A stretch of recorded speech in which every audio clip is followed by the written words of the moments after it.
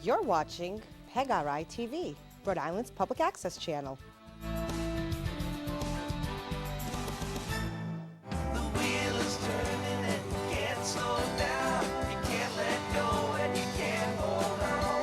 You can't go back and you can't stand still. If the thunder don't get you, then the lightning will. Hello, and welcome to another episode of My Wheelhouse, a quirky sports show discussing basketball topics of past, present, and future. I'm your host, Seamus. I'm joined again by my dear friend and Uncle Mike. Mike, how you doing? Oh, it's great to be in the wheelhouse. I agree. It's great to be in the wheelhouse. Do you have anything good to tell me? Tell me something good. Well, I think I want to welcome Matthew Dellavedova to the show. And with Matt McKee gone and in Florida, that's kind of big for me. I was kind of thinking, if it wasn't the Boston Celtics, what team would I want to be my home team? Yeah. And for me, it's the Milwaukee Bucks. Just because of Dellavedova? And when I say tell me something good, it's all about Malcolm Brogdon this week. I think he stole the NBA award show with Rookie of the Year. One of the only two guys unanimously elected by all 100 votes. Yep. Becomes the first rookie of the year ever drafted in the second round. That's very impressive. And he's got a master's degree. Tell me if there's another rookie of the year that's ever got had a master's degree he went 5 years to the University of Virginia and received his master's degree in his fifth year. I mean, it's impressive. I don't know much about the schooling of other Rookie of the Years, but definitely impressive. University of Virginia works, But that's my good, anyways. Right. Thank you. All right, so I'm sure we'll get to more about the Rookies of the Years and stuff like that. Let's go straight to the wheel, as we always do. We got some topics on here. Go on. Cool. All right, so first topic of the day, it's spinning back, but it landed on Steph, not me, or it's going. This has a mind of its own. But it landed on Steph, so I wanted to talk about Steph because it was recently released that he was going to be participating in a semi-professional golf tournament. So I wanted to just gauge your perspective on whether you think that really heightens his ability as an athlete in the grand scheme of things. Obviously, a little bit of an outlandish comparison would be Bo Jackson and his ability to go across baseball. Yeah. Obviously, that's much more of a prominent sport. But suppose very drastic, but suppose Steph Curry comes out and in 3 years he's participating in a pro tour. Those sports, they can overlap, and you can play golf professionally, you can play basketball professionally. How would that change your mindset of Steph Curry? Well, I think you're more likely to see him on the senior tour at 50 years old and maybe accomplishing there. And I would always connect it back to Gene Conley and Dave DeBusschere. Yeah. Dave DeBusschere was he was a Major League Baseball player and an NBA player. Gene Conley backed up Bill Russell for the Celtics and pitched for the Boston Red Sox. Right. They'll always be the standard, and I don't think that the web.com golf tour with Steph Curry is going to approach anything like that, So, and I don't know whether that'll ever happen again, and this may be as close as anything. There are other some professional football players that are very close to being on the pro golf tour.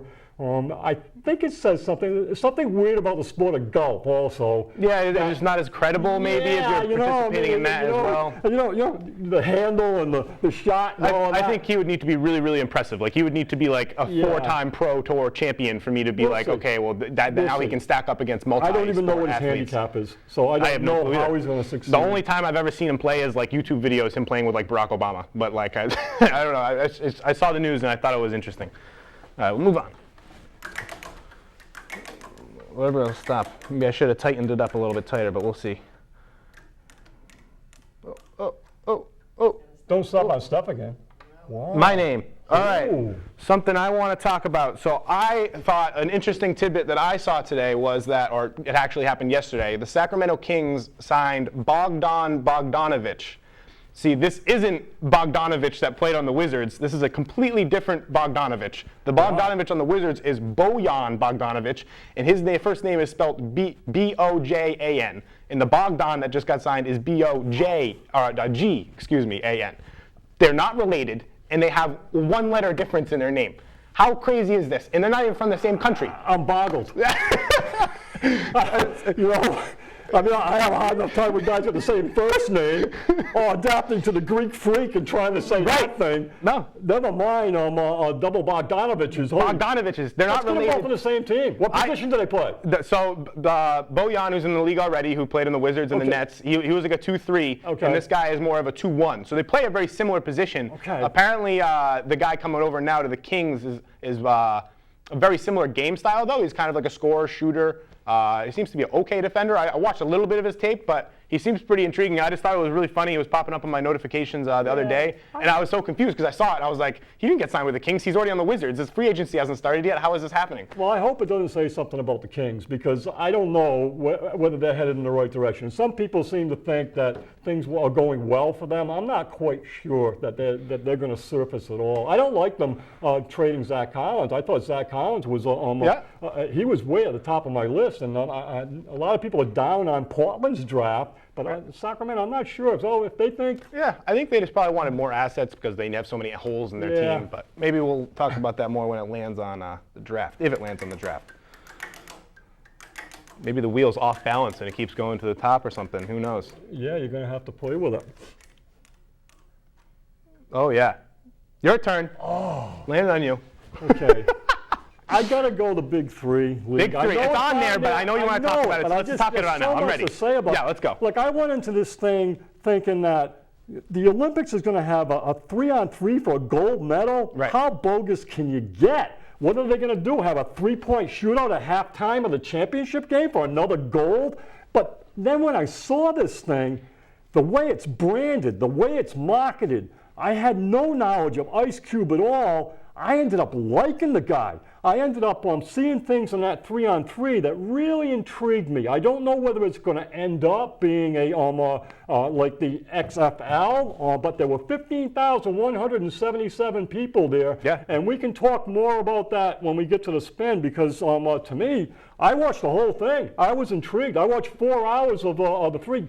These guys on that court, they make things happen. I love the low post play. Yeah, no, they're very concentrated, much more. The game is so much more dumbed down, and we're seeing aspects of basketball that you don't really see in the NBA because of the style of play and because of how just encourage like transition and really quick basketball is. And this is really forcing you to really practice the fundamentals. And although it's players that are past their prime and players that you've seen play before, and it may not be the highest level of basketball, it is a basketball that I'm, and clearly other people are interested in seeing too. I like to stay on the topic because it really intrigued me. Now, one thing... Yeah, we're not going to, if it comes up on the wheel, we'll do a sip over it. I really like the color guy, the guy that, he's a movie star, his name's Michael Rappaport. Yeah, he's funny. Whoa! He's funny. Was he good? Yeah. So he gets Paul Pierce. And I mean, there's aliens in the house today, at the wheelhouse, and he goes to Paul Pierce. Paul, you're almost retired. What would you put together for a team? Right. And he says, I'm thinking me, Kobe, and KG. Yeah. Whoa. And now Michael Rappaport goes, aliens just came down. Monstars. That's already a team. They can't be Monstars. And the aliens want to take this on. Right. What guy do you add to your team, Paul? For your 3-on-3. Shaq.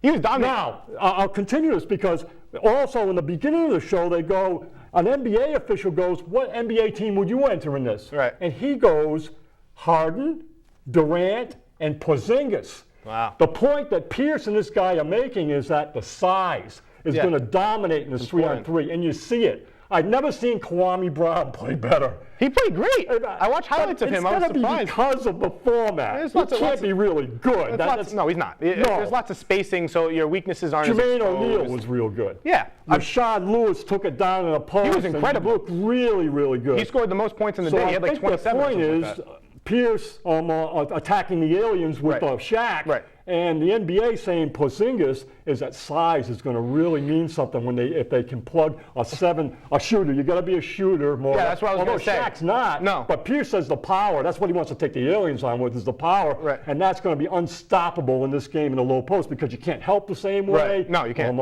It's funny. All the keywords you're saying are literally team names. Like power is a team name. Yeah. Three-headed monsters is a team name. There's something involved with aliens that's a team name. But I think you're right in terms of like big, but I think that the shooting is so much more just conducive to winning in this type of a format.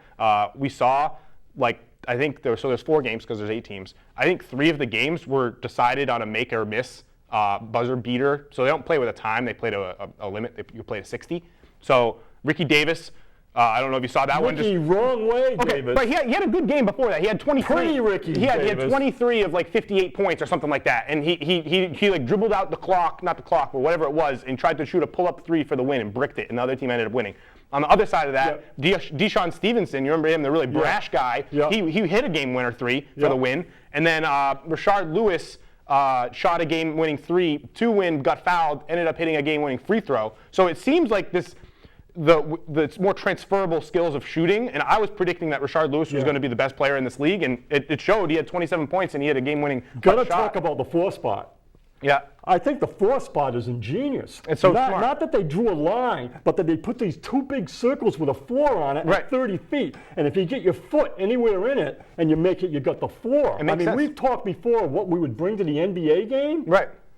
Well, I'm seeing it. Something that I thought of. A big 4 spot. Right. Whoa. Well, I touched on maybe. And your foot's in the 4. It's not behind the Right, line. yeah, you don't have to be perfectly in there. It's Anything touching it, it's a 4. Yeah. Something I talked about before was doing some type of a 4-point shot in the All-Star game, and I think that's showing a great model of how that could work well. Yeah. People didn't shoot it a ton. It didn't happen very frequently, but I saw shots made. I forget how many people made a 4-pointer, but there weren't that many. But you could tell that it had an effect on the game. You know. We both know how bad the All-Star game was. It was awful. It was awful. This would bring something to it. Some sort of a 3-on-3 inside of everything there. I think what you're seeing here is these guys have played 3-on-3 since we played 3-on-3. Right. But this is at a level that I've never seen 3-on-3 basketball. No, it's never that. It's always back in the schoolyard. The best players in the world have always played 3-on-3. They continue to play on 3-on-3. When you get together half court, 2-on-2 doesn't quite work as good as 3-on-2. 4-on-4, you want to start too going big. There's not enough spacing. Yeah, you don't want to. But these guys, 3-on-3, the court seemed big enough. It's perfect. Very competitive. Did they break sweat? They tried. They were dripping hilarious sweat. thing. Okay, so I think it was Jason Williams, Rashard McCants, Corey Maggette, and who's the 4th player? I'm saying Kenyon Martin. If you're it was Kenyon Martin. They all got hurt. That was my biggest and question. Looked like they could have been real knee injuries. So I'm saying that's kind of the downside. Right. 3 of your star players. Yeah. And they come over and out early, and they previously. Jason Williams was a non-contact knee injury in the first 3 minutes of the game. Yeah, that's something I was going to evolve. And are you going to see Paul Pierce, KG, or is Paul Pierce just patronizing the league? Right. And by being there and supporting it? I don't know. Does the NBA connect with this at all? I'm thinking they don't. I don't think they will. Because of the gangster image. Yeah, I think it has a good. They ruled Iverson out. Now Iverson's a big deal. Iverson was terrible. He went 1 for 6. He played like 10 minutes. Are they checking guns at the door? Is there much drug testing going on? No, Javaris Crinton isn't. I don't know whether the NBA wants to be involved with this. No, it's a little sketchy, and it has a connotation of something that may be causing stuff like that. And I guarantee stuff will arise where how is this player playing at this high of a level? He's 43 years old, so questions will be raised. But I don't think the negative connotation really matters. Like, you know what I mean? It's because of the cultural situation, because of like just how popularized it is and the way that they're branding it, and it's not like each team is just allocated to a city. It's more like this is an event. Like obviously it's not a circus, but the same way a circus works is they travel to different cities. Like they were in Brooklyn, they're going WWF for a while. Yeah, but it's there's no acting. You know, it's not an act. It's not staged. Yeah. Everything it still has that raw competitive like sport balance. Gary Payton almost looked like he was acting as coach. Well, yeah, you got to be theatrical. Oakley and Mahorn trading back and forth, talking about that big fist fight and what a beautiful thing it was, and so you got that edge to it. Well, there's a we'll see. You need to be theatrical for it to be interesting. It does. So, and we'll see.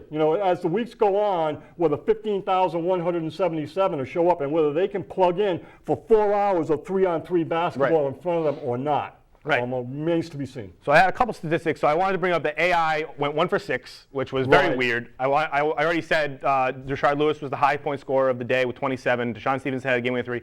Ricky Davis, you probably could have predicted his line from a mile away. He had 23 points on like 20% shooting. He had 7 turnovers and no assists. Remember during a Celtics game when Ricky Davis, when there was a stop and play and he had the ball and he said from the corner, I'm taking it to the hoop. I know the ball's dead. And he blows his knee out on a dead ball. He's taking it for a slam dunk. What? This guy is bad. I know the part of it. That type of personality is perfect for that. What the brand that they're trying to establish. You know what I mean? Wade Davis. He doesn't get up very much anymore. No, he doesn't have much elevation. But he definitely can score. Scrappy. It was an event. It was an event. I'm ready. I'll watch it again. The next one is July 2nd. It's going to be in Charlotte. So So do you know they're changing the announcers every single time, or are they bringing the same people with them? Because I thought that was one of the strongest aspects. I thought so too. I mean, they got to keep Rappaport. Well, the reason Rappaport was there is he's a New York guy, so I figured he was just there because of the arena. Yeah. But I'm not sure if that's something that will change. I didn't look into it. I'm sure. No, I thought that was really part of the branding, part of everything that they had there. I think Ice Cube was really a leader. I was really impressed with. And then he also went to a playground, and in the playground he walked out, commands the court and this New York City playground. Big personality. Slams down the floors and walks to the floor and says, "Let me take a shot." And Ice Cube from 30. Boom, he drains it. I mean, his most famous song, he talks about messing around and getting a triple-double. I think he can ball. I think we know that. All right, well, moving on. We're going to talk about the NBA draft. Good job, Wheel. All right, so you way to talk to it.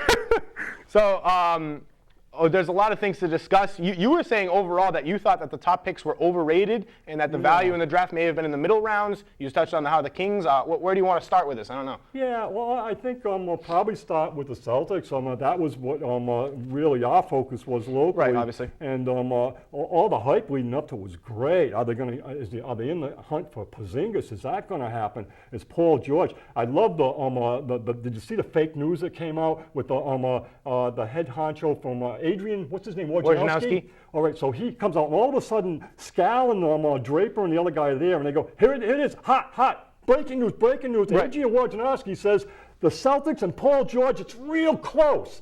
What does that mean, though? About 20 minutes later, they have to go, not that close. That's bogus. Yeah, right. It's fake news. It didn't happen. Somebody's using Wojnarowski's name. Well, it's crazy. And now it's going to happen, so now you look back at it and say it. If you go on Twitter and you just search Wojnarowski, same exact spelling, like 60 fake accounts will come out. It's crazy. I'm saying Wojnarowski. Woj, just say Woj. I heard it, but it doesn't seem to spell that way. No. But anyways, the Celtics, they had the #1 pick. Didn't see enough value in it. No. So that kind of sets it up to me. The top 7 picks, and like you were saying, really the top 11, if you include the guy from France, were all one and dones. Right. I'm looking back to last year, and I'm saying Ingram and Jaylen Brown, that was just as good. I don't think that you're going to see. They're 19 years old. Right. They need a couple years. You've got to bet. You're not going to change your team next year with one and dones unless you get a LeBron, or unless they change things. I think they've got to make moves to change the draft, to get back to kids coming in out of high school. And if they make a bad decision at 19, so be it. That's up to them. That's up to their parents or whoever's advising them. But I think you've got to change things. And I think Calipari even sees that now, and other guys, and Krzyzewski's seeing it. Something that Silver has talked about is he says that it's a failing system, and he says that there's the things that's wrong with it. But right now, as the system works, like it should be, this is the way that it should be happening. And these players are talented enough to come in and contribute, even if it isn't making a difference. Some of these players will make a difference. Like we're looking at players right now that are in the top 10 that are going to start on good teams. Like Dennis Smith dropped to 9. He's going to be the starting point guard for the Mavericks, and the Mavericks are going to be a top 10 seed in the West.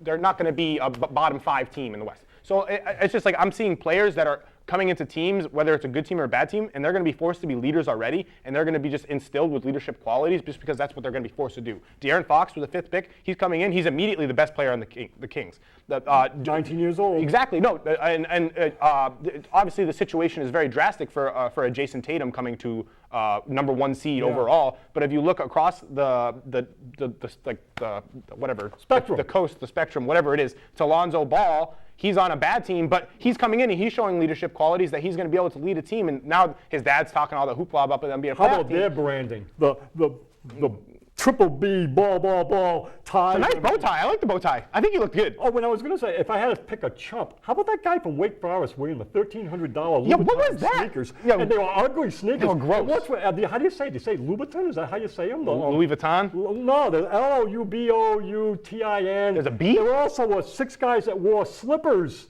That were Louboutin slippers. I don't know. Now, here's a number 19 pick that's spending $1,300 on his sneakers. Yeah, why not? He wants to look good, even though he don't look good. One thing what I'm thinking about is that Butler was offered to Philadelphia for the 3 pick, and Philadelphia said no. Yeah, they like Fultz. The 3 pick comes to Boston. I love Danny Ainge and everything that's going there. But as an outsider, why wouldn't they take the same number 3 and say, yeah, I'll take that deal, Butler for the 3? So something that I think that the Celtics Wouldn't you rather have Butler than Tatum? No, I think that I'd rather have 19 years old. Tatum and George and other players working not in conjunction with Butler, because I think what Danny Ainge saw is an opportunity to get Markelle Fultz, who would collide heads with a guard cast that has 4 players that we like giving minutes to already, and that you would have made decisions tougher in the coming years. And although he is clearly the best player, and Ainge won't say it now, he'll say that he was planning on picking Jason Tatum first. But before that, he was saying that he spoke on that the fact that Fultz is the most impressive player in this draft. And I think that it's just they traded down with the ability to bring in more assets to help them build to the future while still being competitive now, because he saw that the opportunity at 1 was going to be too much of a headache for them to be able to figure out the assets that they had. And I think moving down and not trading that, because obviously they could have given a better deal to the Chicago Bulls than Zach LaVine, Chris Dunn, and Lauri Markkanen with the 7th pick. Obviously they could have given a better deal, but they didn't want to, because I bet you their expectations are that they're bringing in players that probably would have clashed offensively in a way that they didn't think the scheme would work if Butler was on the team. So I agree with them. I don't think Butler and IT work as well as Butler and as IT and Paul George, or as IT and Gordon Hayward. Like, I don't think that player meshes as well. And I think he fell in a spot in Minnesota that makes sense. But I leave that to, I like Ainge and Stevens so much that I think they're the number 1 assets of the Celtics. I agree. It's Danny Ainge and Brad Stevens. And I think they'll find a way with that roster to make things work. And a number of things I'm thinking. Well, one is, let's see what happens in free agency. Let's see whether Gordon Hayward happens and whether Paul George. If that happens, then a whole new ball game, and you certainly, and I'm encouraged by that. Right. But I think that team can be shaped differently. And what I saw in the NBA Finals was how valuable Iguodala and Livingston were as 6th and 7th men. And as they're available, if I really wanted to hurt Golden State, I'd steal those 2 guys from them, because I think they were vital cogs in both their championships. And I see things like on the Celtics where I love Isaiah. Right. I'm with him all the way. Yep. I got nothing against his size and explosive. I question his leadership. Me too. In terms of what he's come out with emotionally at times. And I think that Stevens and Ainge, that their dream point guard is not Isaiah. No, I don't think it is. If they had that dream point guard, Isaiah becomes Iguodala and goes back to the bench. And I don't know whether you could ever sell this to Isaiah. No, you might have to move him. But he's an explosive 6 man, a 20 points a game 6 man. The Celtics traditionally, Kevin McHale, Paul Silas, Frank Ramsey back when I was a kid, they invented the 6 man. Golden State is establishing that again. I don't know if there's a better 7th man in basketball than Livingston. Well, I agree with that, but I think that because of his ability, he came in 5th in MVP voting, and I really just don't think that there's a way that Who came in 5th? Isaiah Thomas. Yeah. I really just don't think that there's a way that he's going to accept a lesser role. Well, then because maybe you don't need him. I agree. I think I love him. When it comes to getting his contract ending, he said he would wait. He put his contract on hold this year because he's up for a contract extension currently, and he said he would wait so that the Celtics would have more wiggle room to bring in more assets currently. But that just told me that he wants the max contract, but he just wait to get it. Yeah, and I think he's expecting. He said back up the Brinks. Yeah, he's expecting a $30 million contract a year, and he so deserves a big. He does deserve it. He's so undervalued right now. I'm hoping that something pans out well for us, where we can either move him or he just gets paid somewhere else, and I think that's what he deserves. But I don't want to give him that money. Even what I just said, I'm with him 100%. I see a 2-year window for the Celtics, and I see Isaiah the point guard on a championship team. That's what I'm dreaming. All right, we're gonna do one more spin, and then we'll talk about free agency. I'm just gonna choose where we go. How about there? All right, the all-rookie team. All right, so I already touched on that. Yeah, the all-rookie first team was Saric, Embiid, the winner Brogdon, Buddy Hield, and the 5th one. Who was the 5th one? I don't know. I can't think of the 5th one. The second team was Marquise Chris on the Suns, who just played a lot of minutes. He shouldn't have been there. Jaylen Brown, I think he got gypped. I think he should be on the first team. And a couple other players that don't even really matter. So you talked about how you think that it was really well-deserved of Brogdon for getting this award and how he really grinded. I completely disagree. I think it's so completely obvious that Joel Embiid is head and shoulders completely the How many games most dominant. It doesn't matter. Sure it does. No, it doesn't. Sure it does. That's why Avery Bradley didn't all defense. The award. He didn't play enough games. He hasn't played enough games in his career. The award is for the best rookie, and he's the best rookie. The award is, even if it's the rookie of the year, he is the rookie of the year. He was the most polarizing rookie. He had the most attention as a rookie. He had the best games as a rookie. He only played 31 games. How many games out of the 31 games? Yes. How many games out of the 31 were better? 81 games in a season. It's 82. But okay, I'm telling you right now, Malcolm Brogdon didn't make as much of a difference to his team as Joel Embiid did in those 31. Joel Embiid's difference in terms of defensive rating. What's Delly? Delly, I don't care what Delly says. Well, I do. So no, but Joel Embiid, when he was on the floor, the Philadelphia 76ers either had a number 1 ranked or number 2 ranked defense in the entire NBA. That's how just incredibly and just affecting he was on their team. I'm really an Embiid guy. He was phenomenal, and it was so obvious, and he was dominating players that were just he was scoring on Anthony Davis, he was scoring on DeMarcus Cousins, he was scoring on DeAndre Jordan, like he was dominating every player. Malcolm Brogdon just played a lot of games. Like I don't think we should reward people. And he had big moments. He was really good in the clutch. Even when Jabari Parker went out, they established themselves. He had a great game against the Celtics. He did. No, he scored all the points down the stretch. He scored like 8 points. He's always been that kind of a player. He's a very, very strong, disciplined defender coming out. I think he's the rookie of the year, and I don't think 31 games and the 2 previous seasons out with injuries. I'm sorry. I love Embiid. I think he can be a superstar in the league. But at 31 games and already having sat out 2 full seasons with injuries, we got to wait and see on him. All right, I agree, but we'll see in the future. I think it's going to be a rookie of the year to forget. He'll be great in the big 3. Yeah. Let's hope he plays the NBA before the big 3. Right. As we run out of time, let's touch on what we want to happen and what we actually expect is going to happen in free agency. So I think that we're going to get Gordon Hayward. I just think we're going to do it.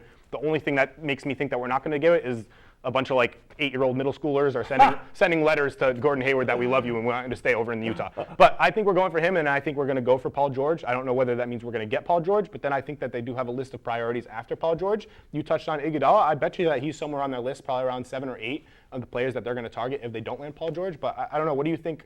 Well, I think it's interesting. One thing Ainge said is how the salary cap changed, and I thought it was a pretty interesting fact that when you look at Golden State's run and Cleveland's run, they eliminated a lot of games from TV exposure. Right. And the NBA actually had to pay back the TV $75 million because there was no Game 6. No. And Golden State only lost 1 game. Right. So all of that shook out. We're in free agency. Ainge has to change things a little bit. And I think the cap is $2 million less than they projected. So he's going to lose Olenek and guys like they said. It might not seem like much, but when you're talking about bringing Livingston in and stuff, Hayward's the first step. Yep. And we'll see soon. Everybody wants Hayward, including the little kids. Everybody wants Porzingis. Right. Everybody, not that he's a free agent, but what I like, I talk about, Matt's not here today, our third member of the crew. Right. But he worked in New York City for years. Did you see that side of a building lit up with Kristaps, save Kristaps? Yeah. Guy must have spent $1 million to try to save Kristaps. Everybody wants Paul George. Right.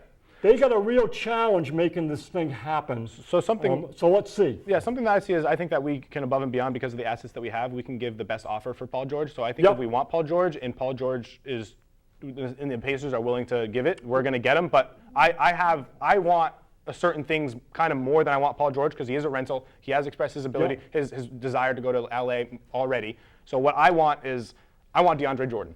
I think with Chris Paul moving, we didn't get to talk to him because Chris Paul moving to the Houston, Blake Griffin's probably going to sign somewhere else. I'm thinking Miami. Doc Rivers is out of there. That place is blowing up. He's looking like he's in it. He's coming to practice. He's seeing he's seeing Patrick Beverly. He's seeing players he's never even seen before on his roster. I think he wants out, and I think it would be smart for them to shift into a rebuilding mode and get some assets in return, and we can give them draft picks. Paul into coming back? You don't think they locked him in his house like locked Jordan in to try? He already traded. He got traded. Well, so did Jordan. Jordan signed with. But no, I understand. And the whole story about Austin Rivers to New York and Paul being all pissed off because he wanted Carmelo to come.